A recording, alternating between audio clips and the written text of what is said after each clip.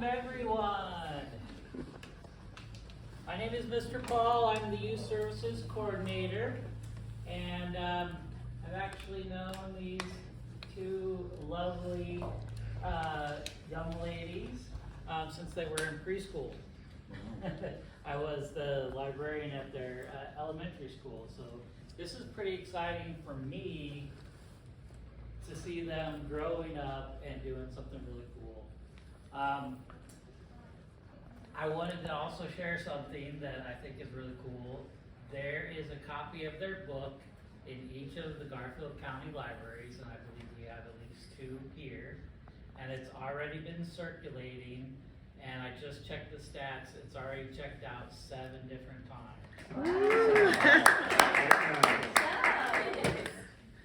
And I'll turn it over to them.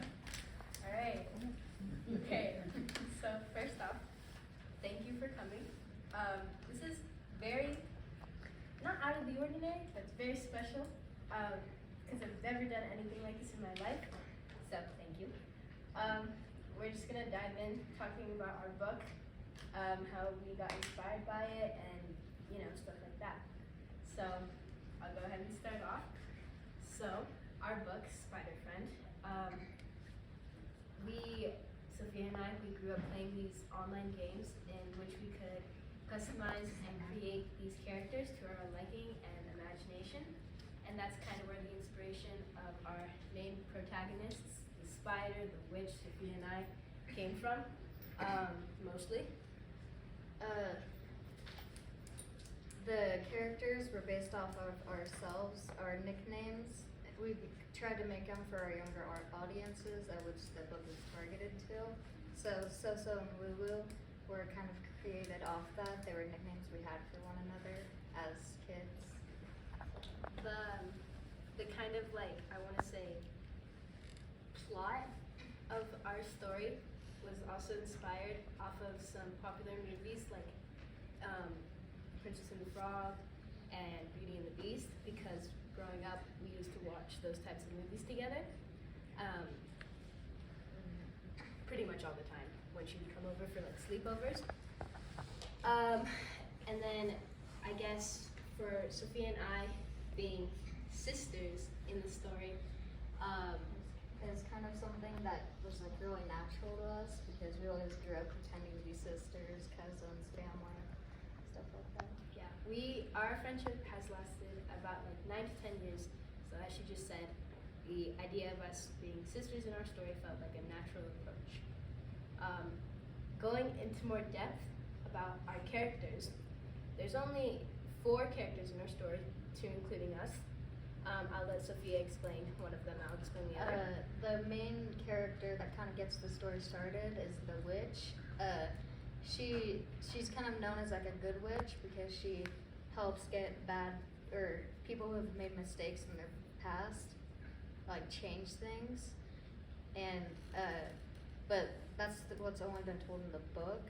She has a little bit of a different past than what's told in the book, which might come to light. Mm-hmm. And our other protagonist, the spider, in this case, grew up having a selfish kind of negative nature, in which the witch placing this curse on the spider was an act of rehabilitation, because I think this is kind of what we're trying to portray, that everybody deserves some type of respect, and of course you're not going to get cursed if you're not going to be respectful.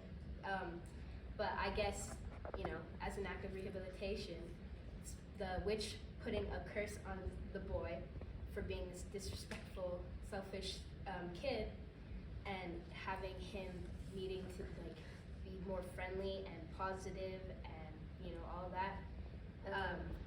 Really I guess influences, I want to say, some of the younger audiences, hopefully in a good way. But I wanted that to show a positive impact, definitely. We wanted the moral of our story to kind of be even if you made mistakes in the past, you can still recover from it. Even like she said, it's not going to be a curse that'll come after you, but things can happen and it can change you for the better. So we kind of wanted to show that, using our characters and stuff. Our characters, Sosa and Lulu, also nicknames we had for one another. We tried to portray ourselves into the story as much as we can. So, us having this really strong friendship, we wanted the spider to, for him to be capable of being a human again, he had to find true friendship, which sounds childish. That's just what we were trying to show. So in the story, they had almost a natural connection. It sounds funny, but it shows friendship. It shows compassion, like with a really silly, fun, cute kind of way, of showing it. So We kind of portrayed our friendship into the book using the spider a little bit. And then when it comes to us personally in the book, I'd say it wasn't we weren't going on about ourselves in the story, but I guess in the case of now, I tried at least for me, and then Sophie can talk about herself. For me in the story, I made sure to include some of the things I enjoyed doing, such as, it sounds funny, but cleaning. We put that in the story because it portrayed me. And then for Sophia, it was, if you want me to talk about it. I tried to, me going off and working, coming back and not believing any of the fairy tale type of stuff that went on in the book kind of seems like something I do. So we kind of, even as 9-year-olds creating the book, we did try to show that a little bit by adding characteristics of ourselves into the book. And just like you said, the cleaning, we try to add things of ourselves into it. And I know a good majority of you guys are older, but I still think a little story time still kind of, I want to say recommended. So if we want to read the book, does this sound good? Yeah.